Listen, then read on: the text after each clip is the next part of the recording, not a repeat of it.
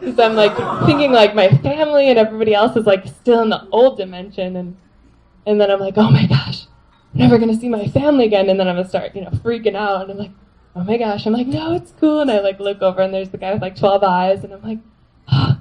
And I was like, okay, you could do this.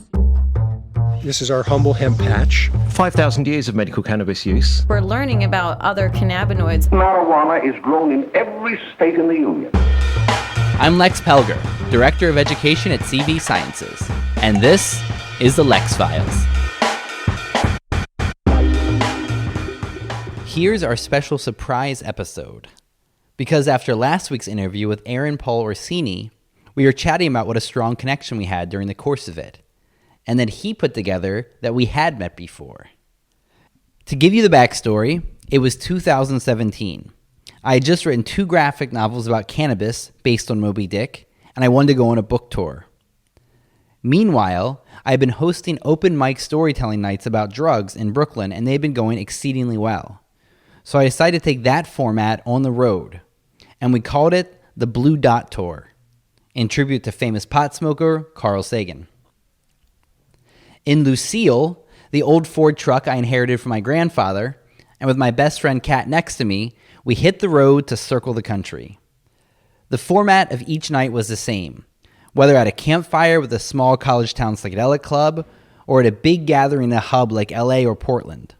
I'd walk up to the mic, tell people that this was a safe place to share a personal story about drugs, remind them that stories have a beginning, middle, and end, and open it up to the floor.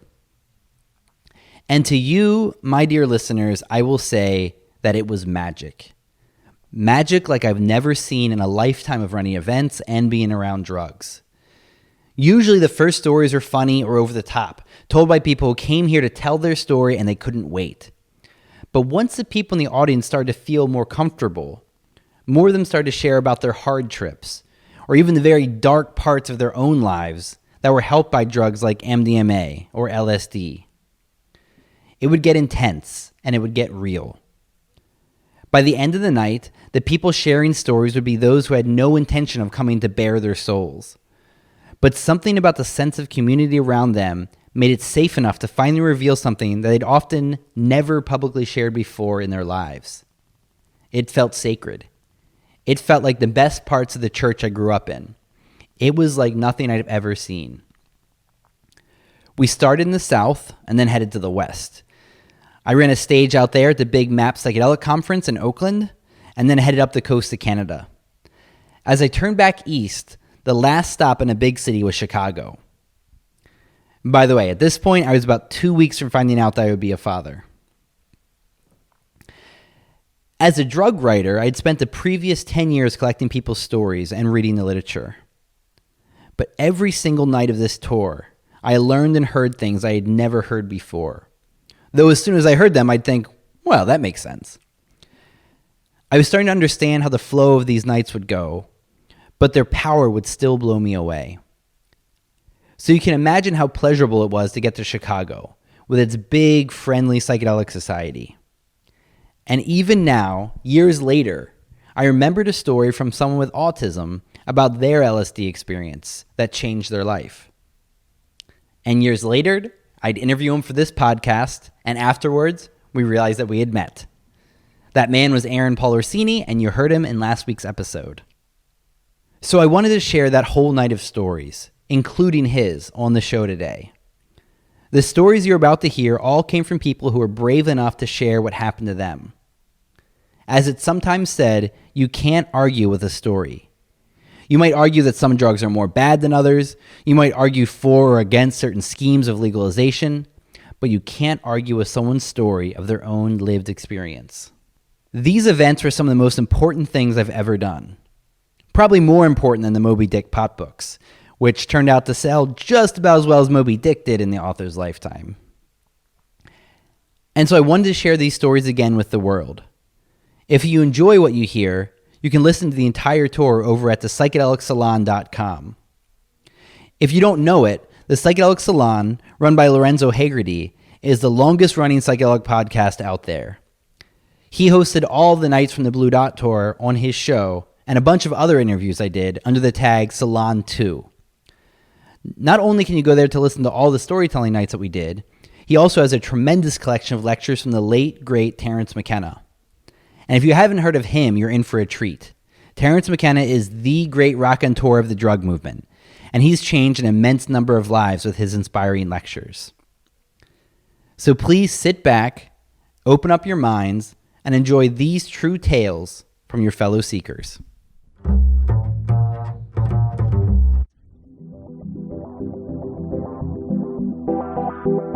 I'm Lex Pelger, and this is the Psychedelic Salon 2.0. It's starting to feel like fall in this part of the world, and it makes me nostalgic for windy, lovely Chicago and our stop there on the Blue Dot storytelling tour. It's time to get back to sharing some of our story sessions from the road, and we'll be sprinkling them in over the next few months. I'm excited to share these stories from Chicago because it was one of the biggest, best attended, and most fraternal stops on the entire trip. The Chicago Psychedelic Club has been regularly meeting for quite some time, and it shows in the vibe of their gatherings. I think you'll find this set of stories quite intriguing and inspiring. And I especially like how the show ends with a story about holotropic breathwork. Because we must never forget, you don't need drugs to get high. Two final things to say about the show. One is that most of these storytelling nights are being broadcast on Facebook Live, and they can still be seen on the Symposia Facebook page. Hence the number of people you'll hear saying hello to their parents and their friends who might be watching online. And the other thing to note is that for all these storytelling nights, we play the stories in the order in which they occur. There's something perfect about the flow of the evening, and I don't want to try and mess with that by sliding things around. Every night feels like a symphony, and this series of events across the continent remains the best thing I've ever done. For now, sit back, relax, and imagine yourself in the back of a Chicago saloon, surrounded by beautiful, friendly people, listening with intense enthusiasm to each other's stories of the other side.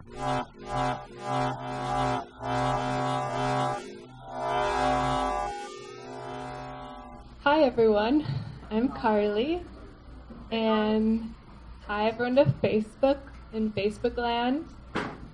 If you're watching, Mom, I'm sorry. Actually, I'm not sorry. I'm glad if you're watching.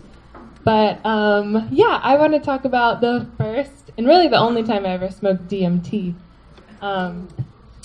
So it was a little over 6 years ago, and I had just experienced my first peyote ceremony. It was a really beautiful ceremony, and in the morning, just like the tears were flowing, and just so grateful, and just like, oh my gosh, I never knew what gratitude was before, and for the earth and the water, and I was just in this really open space, and was kind of like, wow, questioning like the way I was living my whole life. And we were in a house out in Queens, New York, and it was the morning, and it was a nice sunny day, and we were all hanging out in the backyard and just like sitting in the grass. People were doing headstands, and there was a guy walking around with a little pipe and just kind of like going up to people, and then the person would sit there and lay down, and I asked my friend who invited me to the ceremony, I'm like, oh, what are they doing? And she's like, DMT. And I was like, oh, and I had no idea what it was, or that it was even a psychedelic, and I didn't ask too many questions, but I'm like, oh, are you gonna do it? And she's like, oh yeah, this is a great time to do it. We're nice and open, our hearts are open, you should try it. And I'm like, okay. So the guy comes up to me, and I never drank ayahuasca. I had no idea what DMT felt like or was. And he comes up with the pipe, and he's like, okay, you're gonna inhale, and then you're gonna hold it in as long as you can and exhale, and you're gonna inhale again. And I'm like, okay. So I did it the first time, and I felt, I don't know what I felt, but a wave of something. And then he goes to give me the second hit, and I just go. And I remember he looks into my eyes, and he goes. So I did it. And I was just like, I heard kind of this sound as like a shoo, and I was in like another dimension, and I like looked over at like a tree, and the only way I can describe it is like a 10-dimensional tree, and I was like, oh my gosh, and looking around and everything is alive and 10-dimensional, and I have this realization that's like, oh my gosh, and it was like a certain realization that I'm like, I just got sucked up into like the next dimension, and there's no way back. So I'm like in this next dimension. I look over at this guy next to me, and he's got like 12 eyes and like 8 arms, and he's like, hey, how you feeling? And I like look down, and I don't have a body anymore, and I'm just like a floating spirit, and I look over, and he's just like, and I'm like, oh, so we're here, huh? And he's like, yeah, we're here. And I was like, okay, I'm in the next dimension. And at least I'm with some cool people. I look around and we're like, you know, just people with like 12 eyes are hanging out in this backyard. And I was like, okay. So then I start coming, like talking to myself, like, okay, you're here. It's all right. Like, you'll get used to it. And then I'm like, oh my gosh, she's going to take care of my dog now. Because I'm like thinking like my family and everybody else is like still in the old dimension. And then I'm like, oh my gosh, I'm never going to see my family again. And then I'm going to start, you know, freaking out. And I'm like, oh my gosh. I'm like, no, it's cool. And I like look over, and there's the guy with like 12 eyes. And I'm like, ah. And I was like, okay, you could do this. You're here. And it was like, felt like it was like, okay, you're here for eternity too. It's not just like a next dimension where you're going to like die from, and it's going to, but it's like, no, you're here forever. And it's like, okay, so it's been a while, like just getting used to it. And then I like felt, you know, like the ground again. I was like, oh wait, am I going to come down from this? And then I would come back up a little bit, and I'm like, oh no, I'm here. And then it came down a little bit, and I'm like, okay. And I felt the ground. I'm like, oh, I'm coming back to the earth. It's like, I'm coming back. And I just got really excited, and I had like never been so grateful just to like be alive in this reality and this normal, and to have a body. And then I remember, you know, and everybody in the backyard pretty much had their little turn, and then, you know, everybody had their experience, and then we were just like laughing for like an hour. And it was really good. And yeah, and that's pretty much it. And then I took a little trip to San Diego, and I just like chilled out on the beach for a week, and I don't know. And now I'm here. So.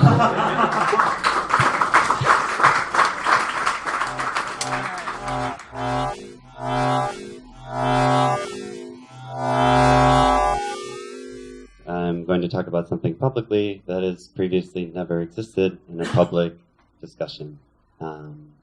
And I wouldn't be taking this leap if it wasn't for the gravity of what I feel I've been carrying around for some years. And I'm only now starting to move beyond conversations with immediate connections, and now branching out to you all in this room to tell a very short story of a very large happening. Essentially, some years ago, I was in Golden Gate Park in San Francisco. I took a tab of lysergic acid, diethylamide, aka LSD, acid, call it what you will. And I sat down on a tree stump. This was about 1 p.m. that day. And to give you a little context as to how I got to this tree stump, I had more or less lit my old life on fire. I had quit a job after losing a relationship and losing a good friend to a drunk driver. It had pushed me to a place where I was basically ready for anything. And it seemed like, in my mind at the time, that perhaps LSD was so very foreign that maybe some answer lied there. I had met people influenced by it. And so I went, and I sat. And after about an hour of sitting, very subtle awarenesses started to creep in. It started first just with the simple noticing of the crevices in my hand, seeing within those crevices the innumerable stories, innumerable repetitions of all of the various encounters I had had throughout my life. And somehow or another, that transitioned into a simple acceptance of my physical body, a caring towards my physical body, that I hadn't previously had. Part of what motivated me to get all the way far out west from Chicago out there was a searching for something more, something to fill a hole, and I wasn't sure what. But at that moment, by staring at my own hand, sitting and admiring a tree across the way, I transitioned from chasing a carrot that was out in front of me to simply existing within that carrot. And that carrot was life, was being there for my life. And it is the simplest lesson perhaps I've ever learned, and maybe the most immediately easy to forget lesson that I forget over and over. But that one moment is a place, a sort of mental constellation that I can journey to over and over, a place I can re-find when I need to. And for this, I feel compelled to speak positively of a substance that has been dragged through the mud for who knows how many different reasons and causes.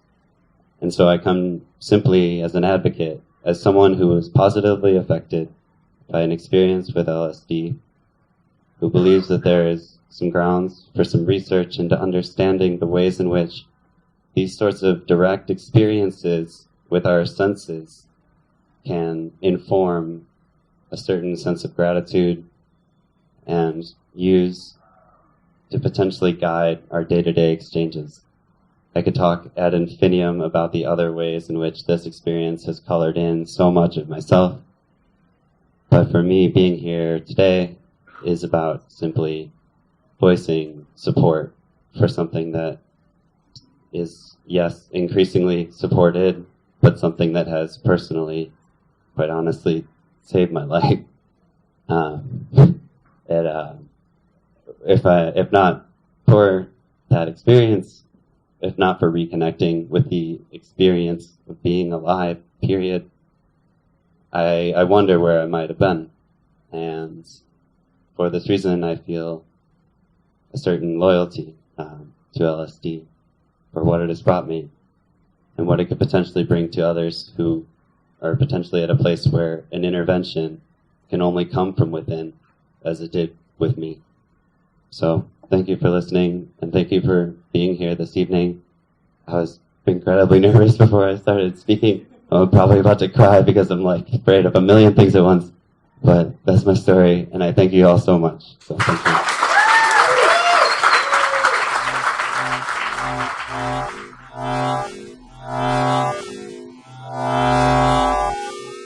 Over the last 30 years, I've delved into different ways to access a version of peeling back layers so that I can find a truth, I guess you will say.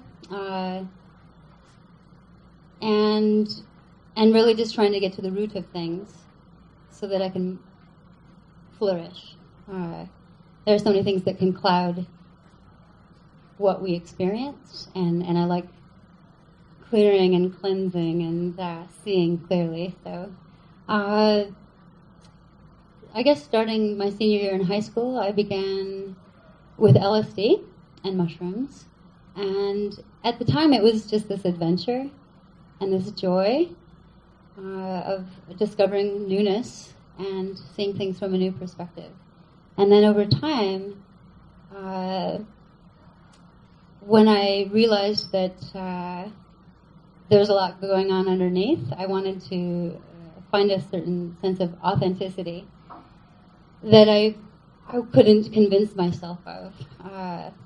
So over the years, it went from being recreational to being more of this journey of exploration into a deeper version of self, and maybe a new kind of truth that I would believe in more fully, if that makes sense.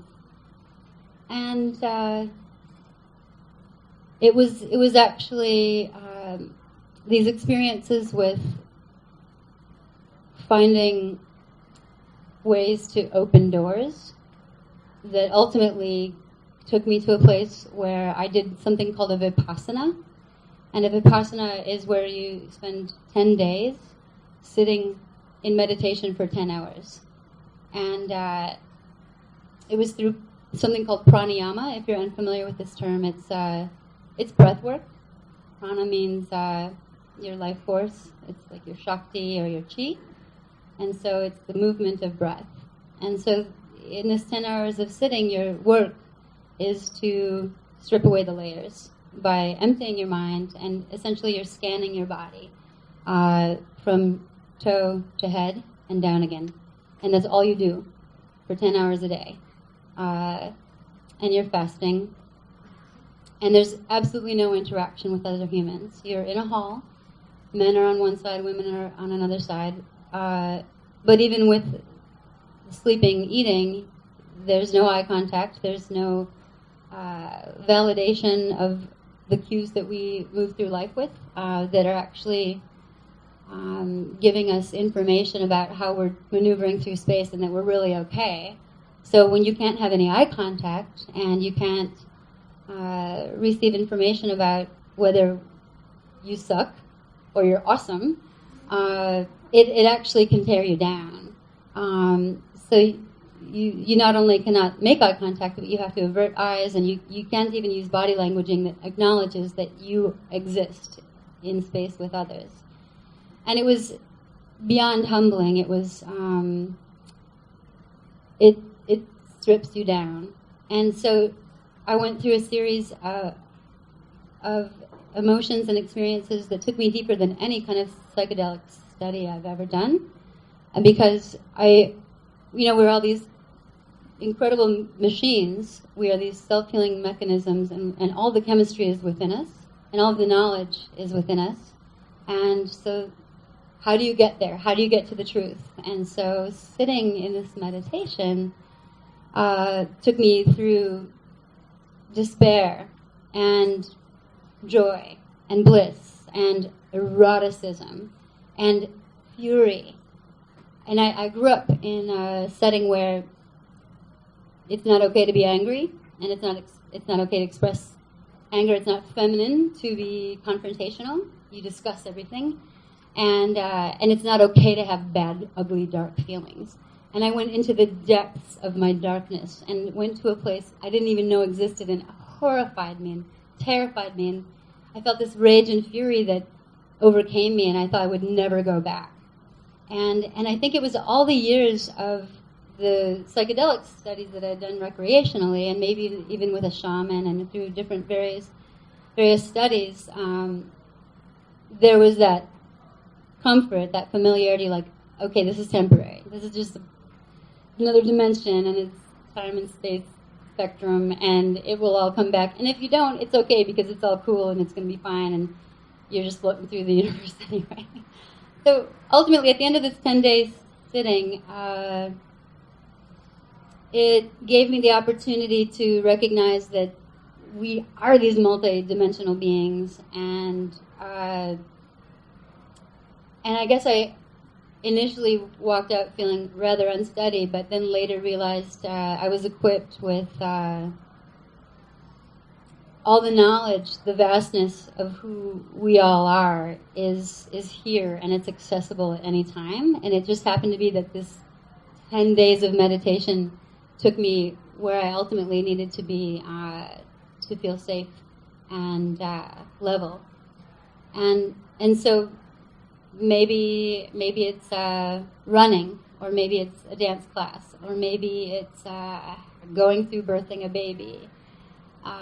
Whatever it is that gets you there, ultimately it was the 10-day meditation that got me so far to the deepest place in my mind, and in all the layers of who I am so far. So that's my story. It's just, it wasn't necessarily a drug, except for the chemistry that I awakened within myself. That's my story.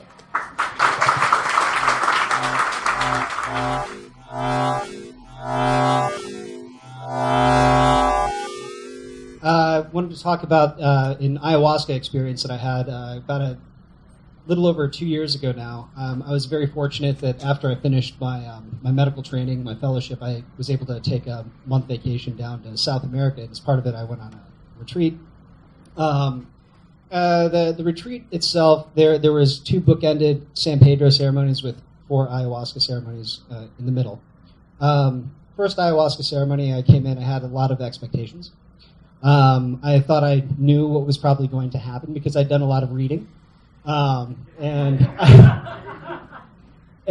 I was prepared. I took the first shot. Didn't taste nearly all that bad. And I sat there and I waited, and nothing. Took the second shot, sat there and waited, and nothing. So my very first time taking ayahuasca, basically nothing happened. At the end, I got up. I felt a little bit woozy, almost like I'd had a couple beers, and then I went to sleep. No, it was fine. A couple nights later, second experience. And I was told that this time by the shaman, he said, just take 2 drinks up front, but then take no more than 2. Do not take more. I said, okay.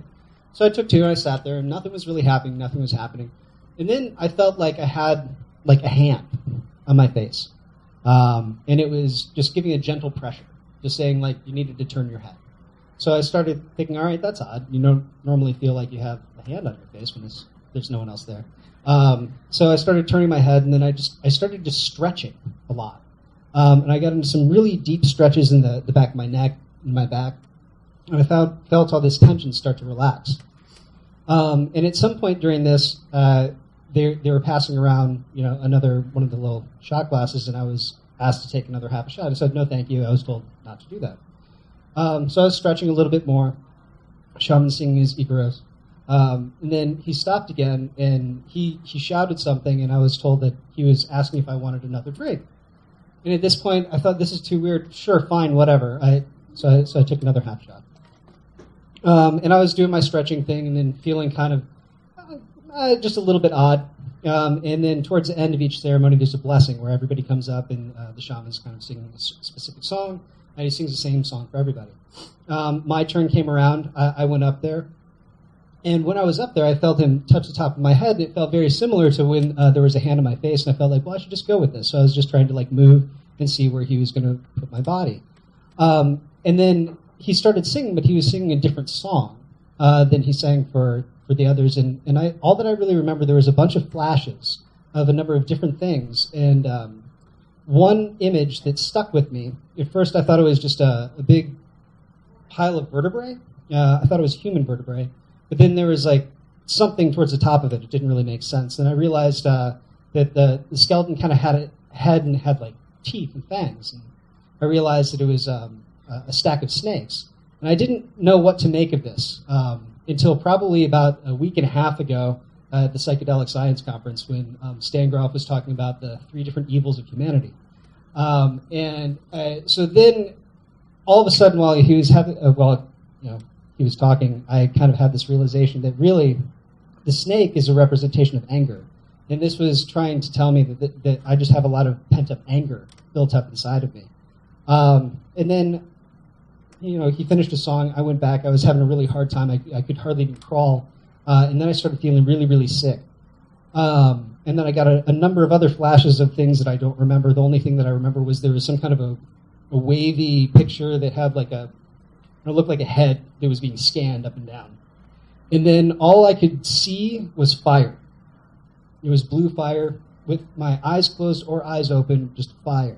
And I got really hot. And it was only about maybe 30 degrees outside.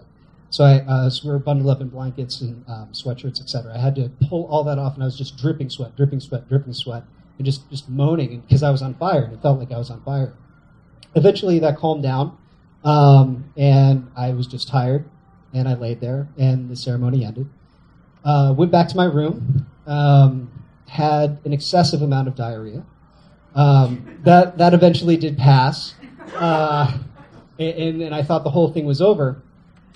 But then I was laying in my bed. At this point, it was probably about 3 in the morning, and I felt another rumbling in my stomach, and I thought, oh gosh, I might have to run back to the bathroom again. But no, that's not what happened. I had like the entire experience started to come back again. And at first I was like, oh, this is interesting. But then I started to get a little bit warm, and I started to get really scared.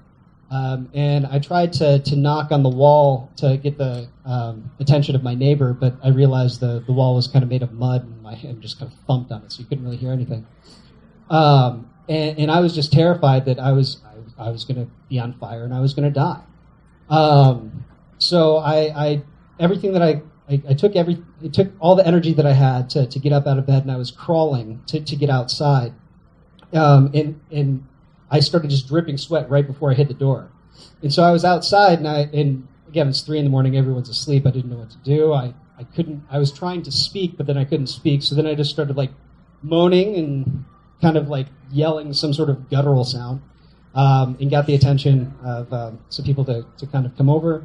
They helped me calm down, and then the retreat leaders sat with me in the room, and I kind of started processing a lot of my just thoughts that have been in my mind for a long time. So growing up, I was a very inquisitive person. I was always very interested in knowing why people do what they do.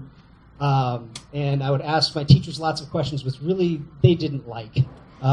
Because whenever I'd ask them why, they would somehow think that was sort of disrespectful or something like that. So I talked about this for a while. I processed it. Then the heartburn started. So I have heartburn. I have it's called a hiatal hernia. So like my esophageal sphincter does not close; it stays open all the time. And I had the absolute worst heartburn. I thought I was dying. And I laid there for probably about 3 hours, just wanting to die. And it made me realize that's probably how I will die. I think I'll probably get cancer from my heartburn. I'm not kidding. And that's that was more or less the end of that experience. This is now into about 7 o'clock the next morning. I went back and I went to sleep. Everyone thought that I wasn't going to continue on with the 2 other ceremonies. I did. I think ayahuasca was very kind to me during those other ceremonies. Nothing really all that profound happened. I did have some communication with another being slightly, but it was just kind of a joking thing of, well, actually it sounded like a college sorority girl voice. And it was just like saying the stupidest stuff that didn't make any sense, and I was just kind of like laughing at it.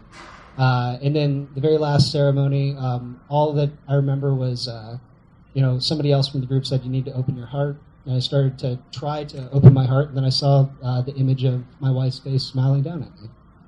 And that's the end of my ayahuasca story.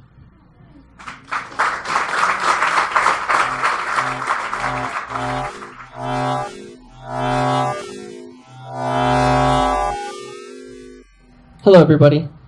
Hello, Facebook. There. I just wanted to tell the story of how I personally had experienced unity, collection with people, humanity. I was at an ayahuasca ceremony. This was like a year or 2 ago. And usually when you drink ayahuasca, it takes some time to kick in, half hour or something like that. And so I'm sitting there, and I noticed that like a lot of people were experiencing the ayahuasca, but I wasn't really feeling anything. After a little while, I noticed there was this light. There was an altar in the middle of the room from the person who was leading it. There's this light formed kind of right above the altar, and that was when it started to kind of come on. And slowly, it just opened up, and it was this really big, glowing structure. And it was beautiful. It was great. After some time, I'm kind of thinking like, oh, this is great, like with psychedelic imagery and all this kind of stuff, yeah. So we take a break. He says people can get up, move around, and then we'll drink some more. So I go outside, and some people were smoking cigarettes. And this one guy's sitting there, and he's smoking. He's like, yeah, it's a pretty good night. Did anybody else see that vortex open up over the altar? And I was like, what? Yes, I saw that. What? And I'd realized that, and I started like asking people about it, that when people get together in psychedelic states, they create this container. And in that container, we all start sharing all of our emotions and our thoughts and our experiences. And, the more I've kind of meditated on that and tried to apply that lesson in my life, I've realized that a lot of things are like that. So, in this room right now, for example, we're all connected. In a way, we're all kind of coming out of that psychedelic closet. I love that phrase. That's great. So, that's my story. Thank you.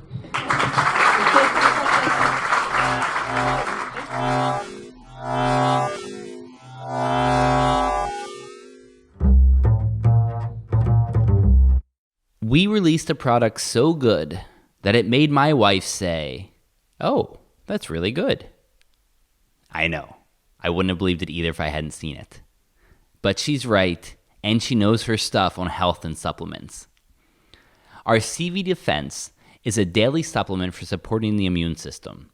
It includes zinc, selenium, vitamin A, vitamin D, which apparently 50% of us are deficient in, a blend of reishi mushrooms, often called the mushrooms of immortality, and, for the big endocannabinoid boost, a molecule called PEA.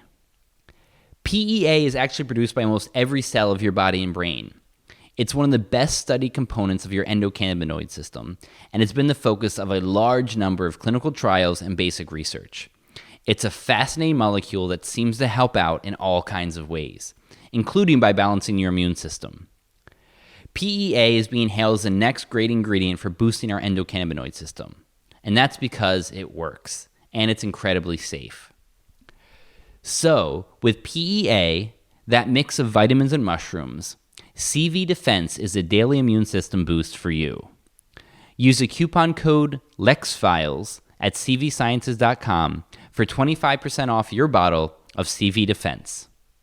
See why my wife is impressed. When Lex asked me to have the cleanup position on this round of Tories, I wasn't sure whether it was because I was supposed to comment on other people or tell a defining moment, but it's a defining moment in my life.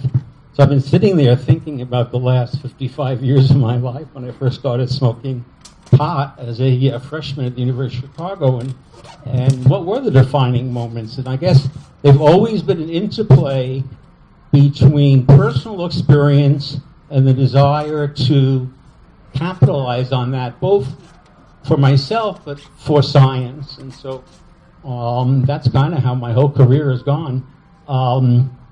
Before I came to Chicago, I didn't use any drugs. In fact, it was like a capital expense to be caught smoking in my high school.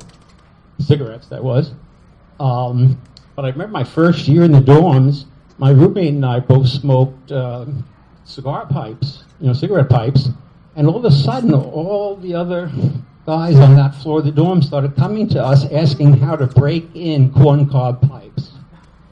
And we're smoking these really nice pipes and tobacco from the store downtown that's so famous.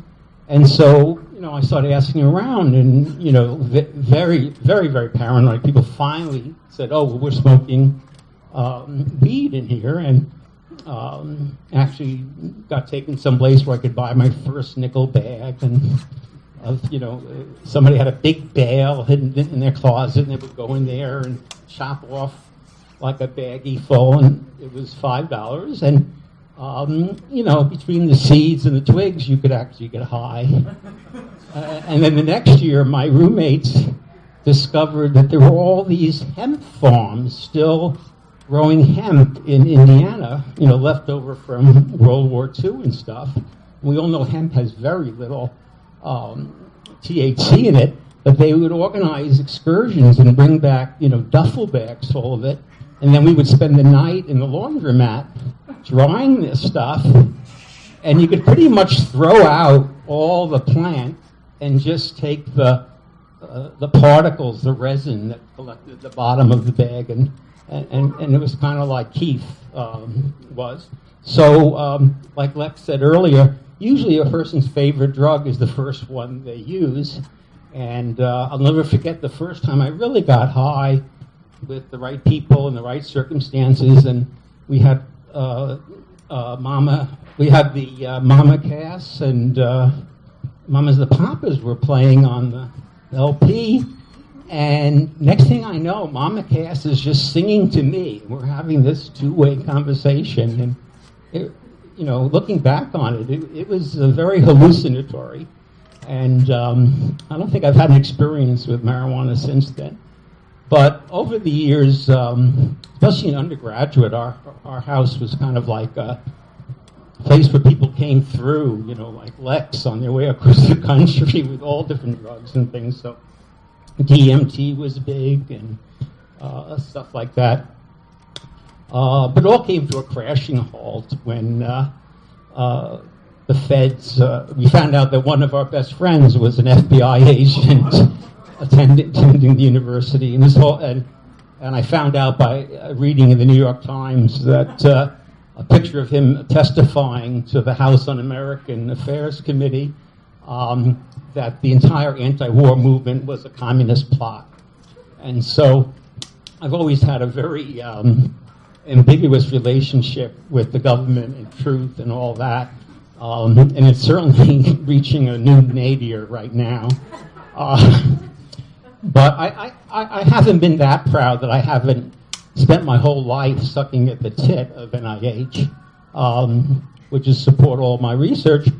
But whenever I would get to a point where I would think something was very relevant to, the war on drugs and changing drug policy, I would be told by the head of the NIDA or whatever that I shouldn't go there. This was not a subject that they could discuss unless there was a representative from the White House there or whatever. So kind of underground. So when I retired in 2008, I decided, well, I don't have to worry about that anymore. I don't have to raise grant money anymore. So since then, I've been working to change public policy, do education, and establish some sort of longitudinal observational research, which is what I did most of my career, but enrolling people who are entering into medical cannabis programs throughout the country where there is a requirement that the material sold in the dispensaries be analyzed and they keep records of the amount, and then the patients agree to be interviewed and their caregivers be interviewed so we can look at the subjective and objective complaints and in that way figure out kind of other strain specificities or even, certain cannabinoid mixture specificities that really work for some symptoms and so forth. And I get a lot of resistance from my colleagues say, oh, why bother with that? The drug companies are going to do that. Or the federal government is going to legalize this stuff and then, the big pharma will come in and do it all. And I always say, don't hold your breath, okay? It's not going to happen. And even if they did, they're not going to be interested in the boutique and specificity of this because it's still not an accepted medical specialty. And and the real issue is until we've trained a whole nother generation of doctors and psychiatrists and so forth about the positive aspects of psychedelic drugs, in particular cannabis, none of them would use it. I remember not so long ago speaking before a group of Northwestern medical students on this subject, and I even had my favorite patient there, Julie, who loves to just, she has MS, and she loves to just eat her brownies right in front of the audience while she's speaking. Very effective lobbyist. And but after I finished talking about how so much of what's on the websites of the various government agencies are contradictory and bullshit, a medical student stood up and said, how dare you accuse our government of saying lies?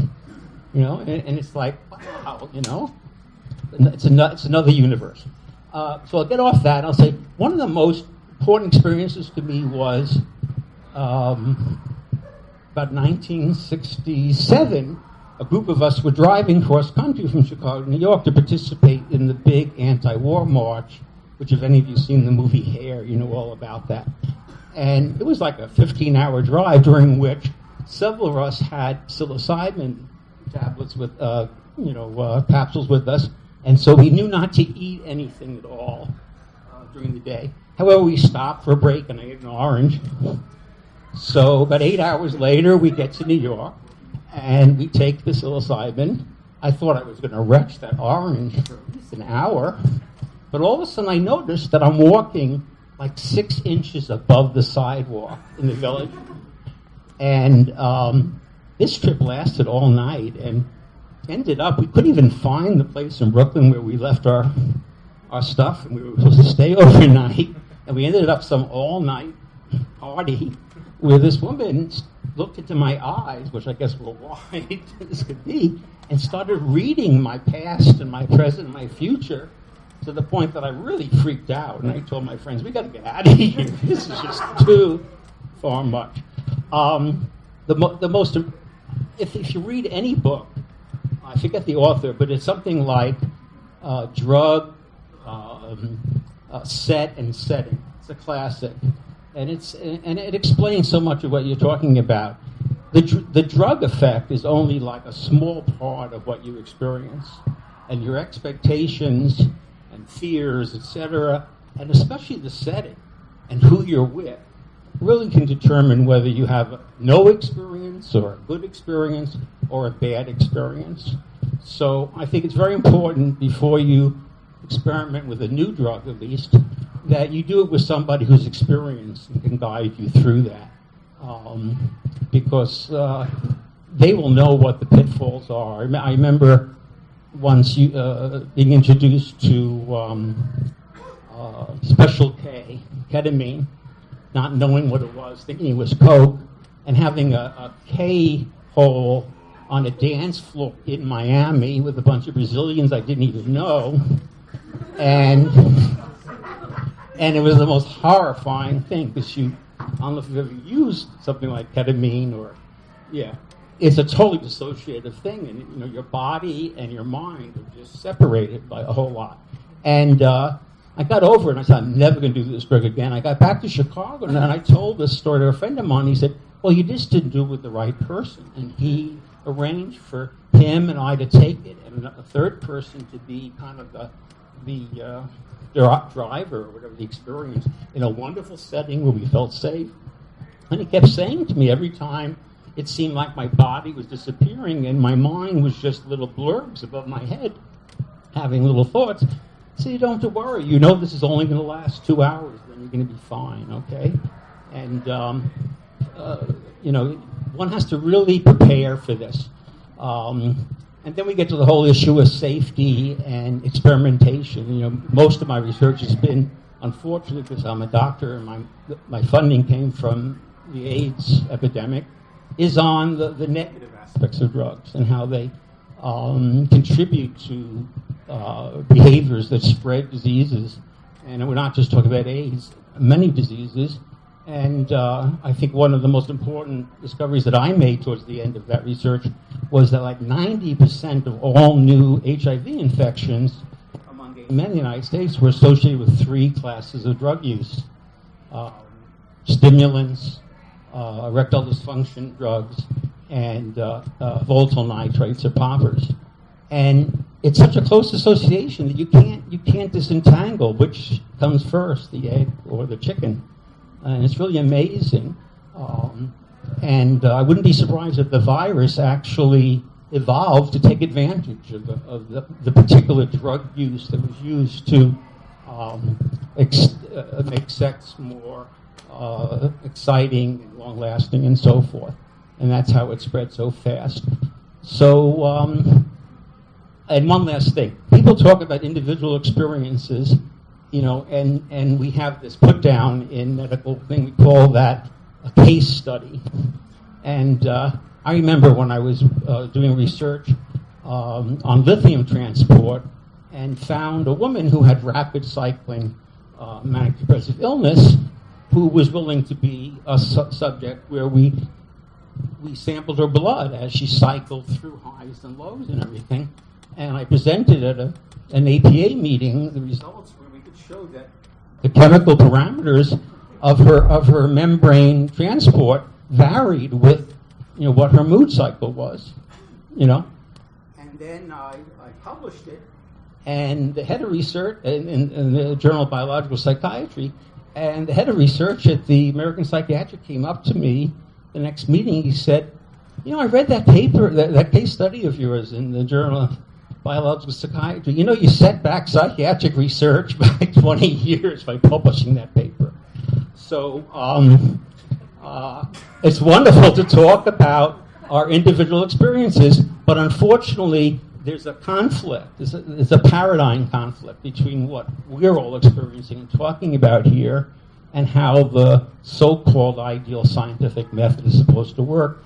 And it's not that it's a bad thing. I think we should be doing both, and we should be looking for how they interrelate with each other and how we can learn so much more that way. Thank you.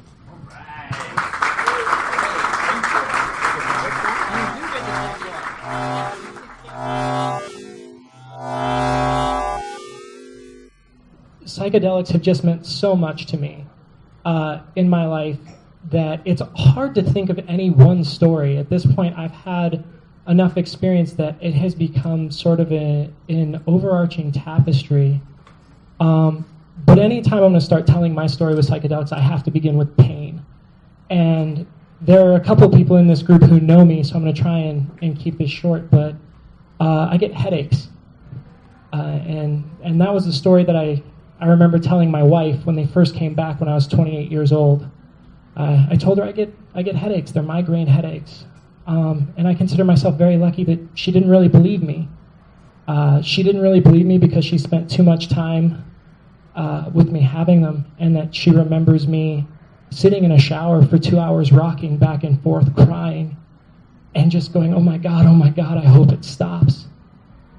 She remembers sitting at too many dinners out with friends where I had a beer and she could see me sitting across with tears streaming out of one of my eyes as I tried to pretend like I wasn't in just unbearable pain. And at some point she was the one who finally looked at me and said, these are not headaches. What are you doing? And she looked into more research and she found a different name for them. They're called cluster headaches. But even that name isn't incredibly descriptive. They don't really give the effect of what they do, so there's a third name for them, suicide headaches. These are a type of primary pain that are known to driving people to kill themselves because they're not actually headaches. They're a nerve pain disorder. And they don't really know what causes them or why, but a nerve in your face and the side of your head starts telling you that you're in pain that cannot be treated by painkillers or unfortunately by crying or sitting in the shower. And that people with the chronic form of this, they suffer. I'm very lucky in that I don't have the chronic form of it, and I've been bearing with them for years.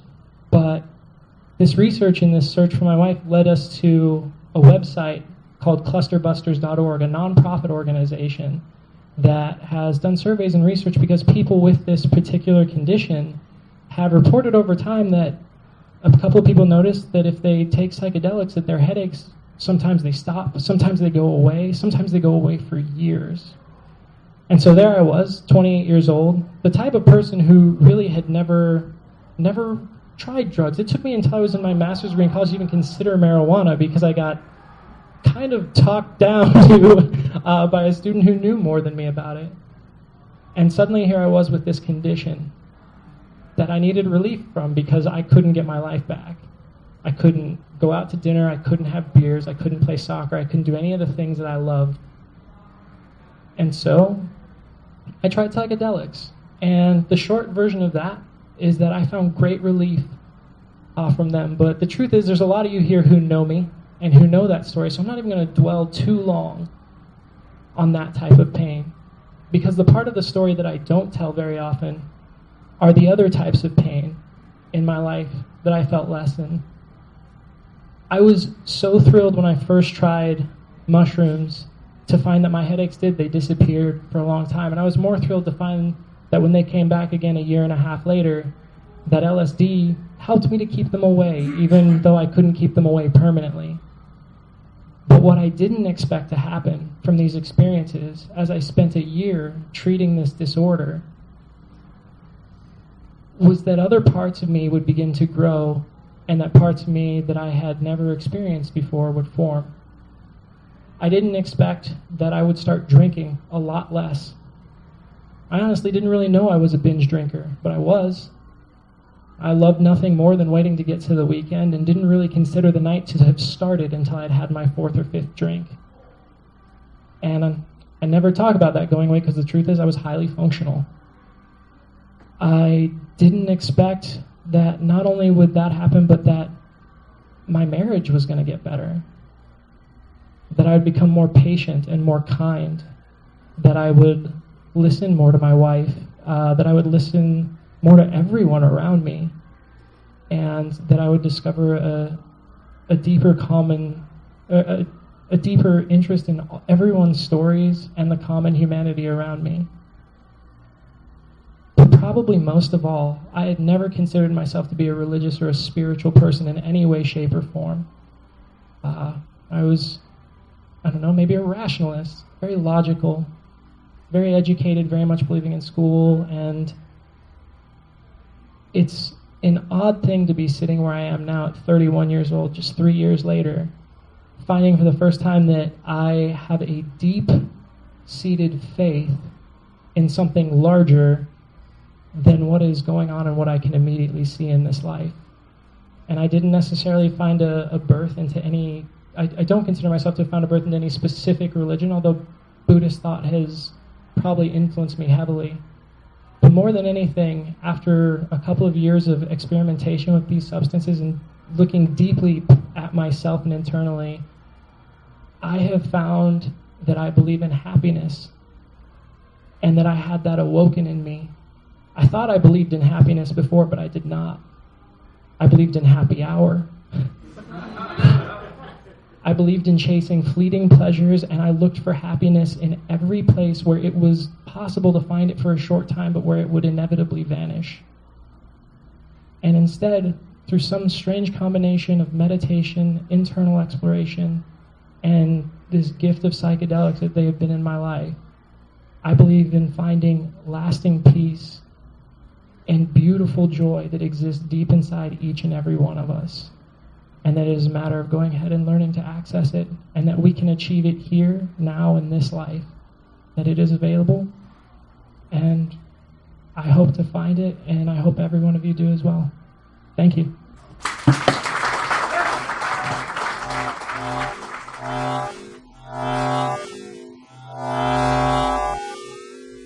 So I became interested in psychedelics. Initially, I was interested for research purposes. I was thinking, oh my God, can we study this? Can we try to figure out this is a good medicine? And also, I was very interested in psychedelic music in the 60s, in the rock music. I was like, I want to experience an altered state of consciousness. For me, it was more like an experience in my life. I want to experience what is a hallucination, what is to feel in a different state of consciousness. So I first took LSD one time with my friend Matt and another guy that we knew from, he was a philosopher, and we had like a bonfire and a group we were doing like group therapy when we were in the forest in Indiana. We had an experience of sharing, of empathy, or of introspection. So we were trying to do with therapeutic reasons, but we didn't know very much what we were doing. We were trying to share our experience. So I was trying to be insightful. Why do I like, I used to like older women. I was like, why do I like older women? So I wanted to understand that a little bit more. And we were having insightful experience about things. And after that, I forgot about it for a while, and I went to New York. I'm from Spain, no, this, and I have an accent. But so after that, I was in Chicago, and then from Chicago, I went to New York. And in New York, I was working with patients who had cancer, and I was seeing a lot of people dying all the time. And deeply in my heart, I knew that this comes from childhood experiences. So when I was a child, my mother passed away, and I was always in my life. That was always in my head. Like what happens when you die? And I'm a little spiritual, rationalistic. I don't know where I am. But no religion really agreed with me. I didn't know actually what happened after you die. So I was always like, about this experience, I'm like, what happens after you die? What does it mean to not exist? What does it mean to disappear? Is there do we encounter somebody? So this anxiety it was always going on with me for many years, and I think that's part of the reason I worked in a cancer hospital. I mean, also I wanted to help people, but from a psychoanalytic point of view, I was really wanting to be there and see unconsciously if I could help other people go through that experience. Maybe I could understand myself, and I could kind of like heal my own anxiety. So after that, I saw that in NYU they were doing research with psilocybin, and I really thought, wow, maybe we could do this in patients with cancer, because I know they're doing the research and so on. But I kind of I finished my fellowship there, and then I came back to Chicago, where I work now. And at that time, I met with Matt again, because we were co-fellows back in the day, and I met with him and reconnected.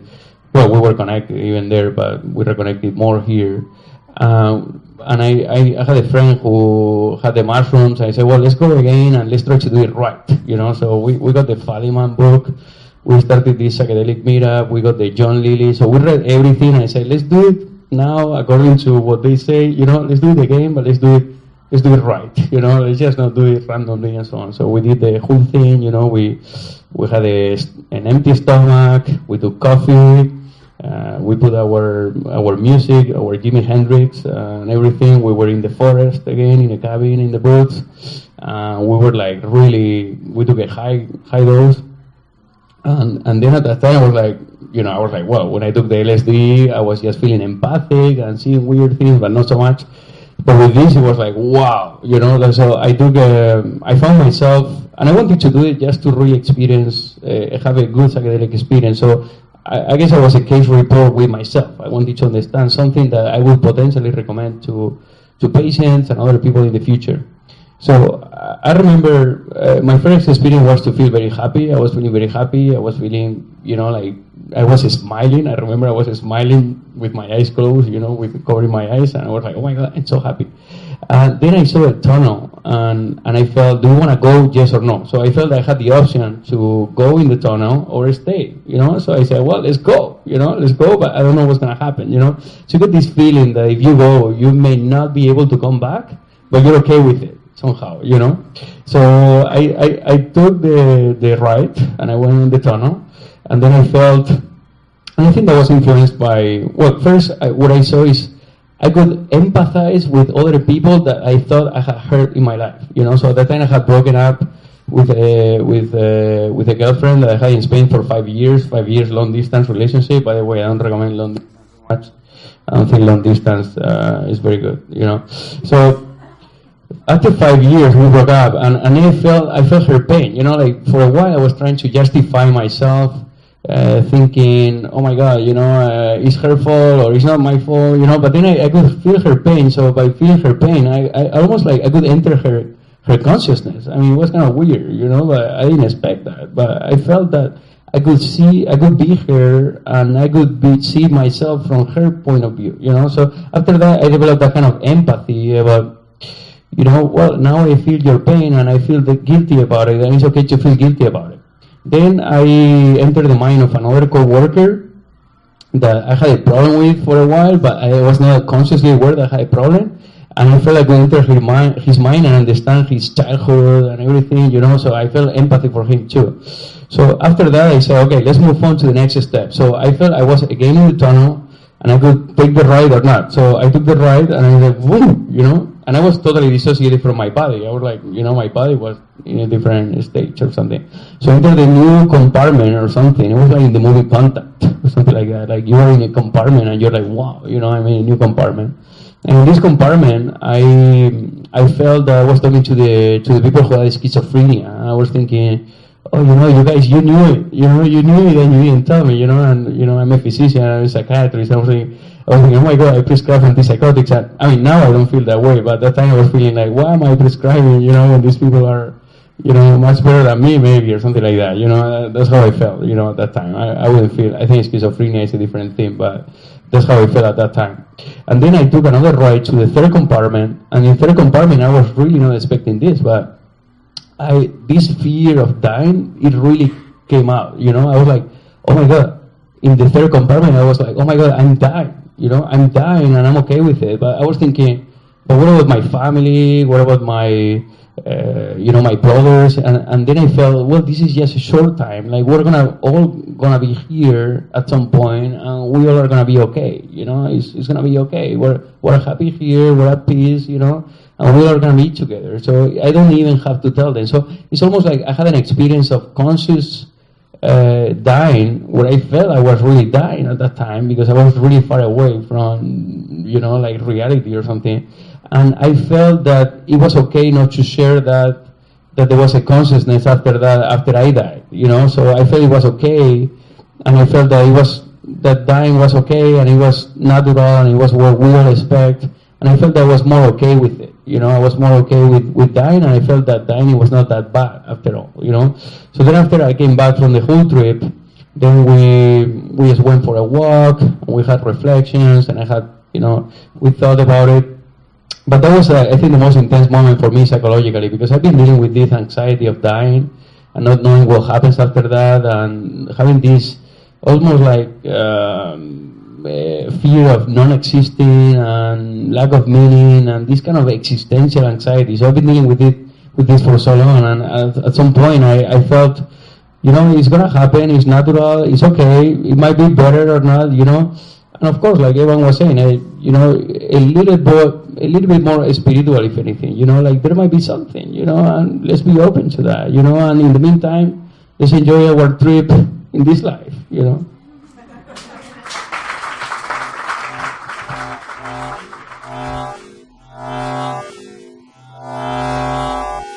Hello, good evening. I'm Andrea. I had my first ayahuasca journey in September, and the first night was really beautiful. I definitely had reverence. I mean, I was like crying as I took my class. I knew what was coming, and my ego was so scared. And when it came on, I had like a 5-alarm fire in my body. It was like, retreat, Mayday, get out of here. Oh my God, I can't. And then breathe. And the first night, I remember one moment just being like, Buddha, is that you? And it was just, really powerful experience in the cosmos and other universes. And then the next night, I was just like, I can't do this again. But it was like, you came here to drink, so drink. And I was like, I'm going to drink. And it was really challenging. And it, I just became agitated with like the music, and this is beautiful celestial music and sacred space, and I just, everything started to agitate me, and I couldn't read anymore, and as the night progressed, I just, wanted to control my life, and I wanted to have any sense of control, and the tea in the universe was like, little girl, you wanted to cut in line. I love to cut in line and like get behind at concerts and sneak my way into stuff, and I always have. And the universe was like, not this time, little girl, get back in line. And like, we know why you want to do it, and you're cute, but And, so I was like learning self-love in the process, but then like the insanity, like literally I felt the insanity of like trying to control life. And in the morning, I remember this little like dog was there. His name was like San Pedro something. It was this beautiful dog from the heavens. And he woke me up, and I was like, and I just had this feeling of like a wild horse that had just gotten broken. And I got on my hands and knees, and I just like thanked the Lord that the experience was over, and that I was like, like, oh my God, thank you. And so meanwhile, in the first night, I had all these like symphonies to my love. His name is Lucas. I loved him so much, I still, maybe I don't anymore. I don't know anything. But anyways, I had all these like symphonies in my head, and I had all these insights, and then just my love for him, and letters, and just everything just came pouring out. And he ended up ending the relationship because he felt he just, wasn't who he was meant to be in a partnership and stuff. And I've now lived that insanity of thinking I can control life, and like I haven't accepted it. And what we accept, we go beyond, and what we don't, we're stuck with. And I'm like in a bad glass, and I like, when am I gonna wake up? When is this wild horse going to be broken? And I've almost been like mad at the tea. Like maybe if I hadn't drank the tea, I'd be fine with this dysfunction in my mind, I'd be like, it's heartbreak, you'll get over it. time, distract yourself, but I know it's something deeper now, and blast you, I'm grateful. I really am. I truly am. But it's been hard, and I think that the integration process, even though I've drank the tea since then, it's just still going on for me. And I just want to thank you for the opportunity to share that. And maybe he'll have a mushroom experience and get into my mind. Anyways, I wouldn't want anybody to get into my mind. It's dysfunctional, but thank you for the tea. Thank you for this opportunity. Have a great rest of your evening.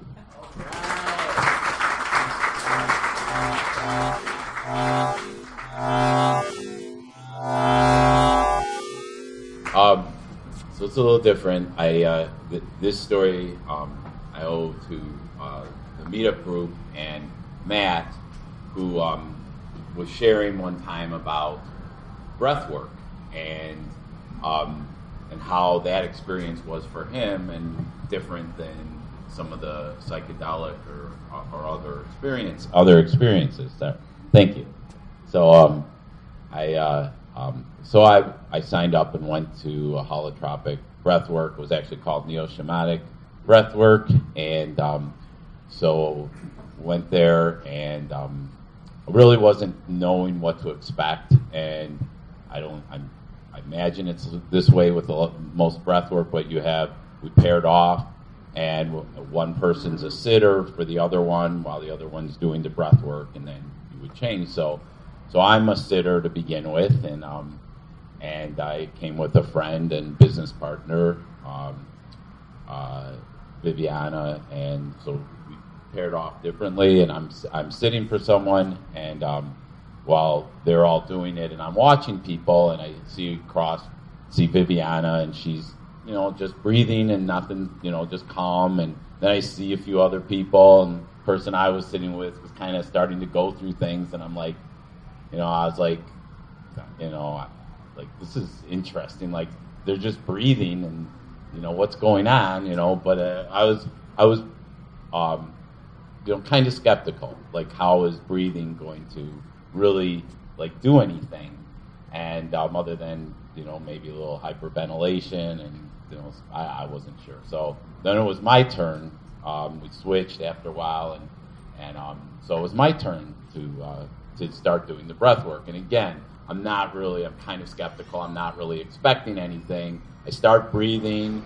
The music, which was a big part of this, starts going, and within minutes, like I would say, like I was just like blasted off to somewhere else, and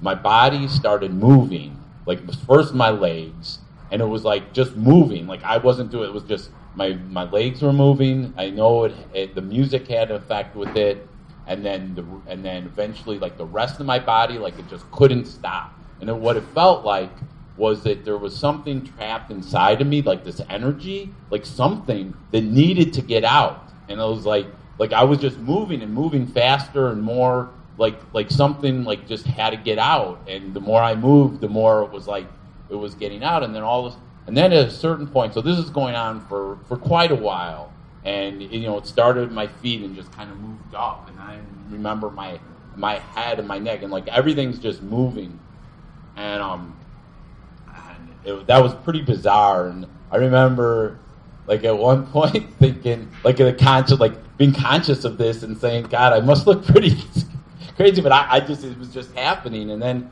at a certain point, I start like holding myself with my arms like this, like tight. I just like was holding myself. It was like really like, and I'm still moving, but I'm holding myself. And all of a sudden, I start crying, and I get this picture of me as a little kid, about 7. I think I was around 7 years old, and I'm in my room, and I'm on my stomach, like kicking, crying and kicking my legs, and going to sleep. And I remembered as a child, like I don't know what, I I know I felt sad, I felt scared, I felt lonely, and all this was coming up as I was doing it. Just like all of a sudden, like I'm seeing me as this little kid and feeling these feelings again, and I'm like bawling, I'm like crying, like I didn't, I wanted to like. I remember my hands then going up to my face because I didn't really want anyone to see this in this room, but I was like, I was experiencing what and I think afterwards I thought about like when I was a kid, I think I would cry myself to sleep, and it was kind of like this kicking and hyperventilation, kind of like what I was doing with the breath work. So there seemed to be some connection there between when I was, how I went to sleep as a kid during this period of time. And so that goes on, and then after a period of time, and I don't know if the music was changing at this time, or my body was just like starting to like be tired from all of this. Like I know I was sweating and crying, so I was pretty wet at this point, and but I just remember kind of relaxing, and I started like really getting relaxed. And so I started breathing again because I wanted to, see what was going on. So I kind of had slowed down my breath. So I was started breathing again, faster and deeper. And then all of a sudden, like I see, like I look, like my eyes are closed. I have a thing over my eyes, but I look with my eyes closed, and I see like a face, like looking at me, and I don't know who it was. It was, I believe, a man's face. Kind of a funny. I remember like I wasn't scared or anything, but it was pretty bizarre. I was like, who are you? Like, what are you doing here? And it was like it had a big wide nose, and I just remember thinking, this is kind of interesting, and I don't know where this came from. And then and it was kind of like right in front of me, and I could kind of see through it, but I really couldn't see. Like I was trying to like really see, like, do I know this person or what? But then that went away, and then I believe after that came a tiger, like a Bengal tiger or something. Now I don't think that's like much about tigers. I mean, if it was a wolf or some other animals, like I have some connection with, but a tiger, I don't know where that came from too. And it's just looking right at me. And what was cool was I could see the eyes, and the really green eyes. Afterwards, when we're done, this later on, we go and we're drawing kind of our experience, and we have a medallia and a circle. And I remember in the middle, I drew these eyes because that was like so clear to me. These eyes like right in front of me. I'm like, okay, again, not scary or anything. I'm just kind of fascinated by where's this coming from. I'm doing this breath work. Why am I seeing these things? Where's these hallucinations coming from? Like, it's not something I think of. So was coming from somewhere else, and then after that I saw a couple other animals that also kind of all looking right at me, and so I thought that was so when it was over, to me, like, it was just really interesting. Like I did not expect it. I was skeptical. What I do know, like I've done a lot of other different things to work on me and to learn and to evolve and everything. But I think like the understanding the breath work and body work, I think that's something I haven't done a lot of, and I think that after this experience, I really want to explore more of that, because especially all this stuff that I felt inside of me, that kind of was like weird, like, okay, there's something going on that I need to deal with. It's in my body or cells that I need to work through. And the only other thing I'll say is, like, I was with a good friend and business partner, and afterwards we hugged, and I just remember crying, like feeling like this love, and like just so grateful for the friends that I have today, and for her friendship and others.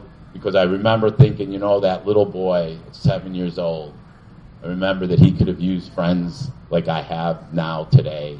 And at 7, I couldn't, do the things I do now and be who I am. So at 7, I was experiencing the world in that way. And today, it did bring afterwards like this great appreciation for, what I've been able to work through and the people in my life today. And it was really a neat experience. And, I'm grateful, that I had that. I'm grateful for Matt for, opening up and sharing about his experience that allowed me to then look towards that, as well as things like sensory tanks and other things I've learned outside of the normal things I've done. So thank you.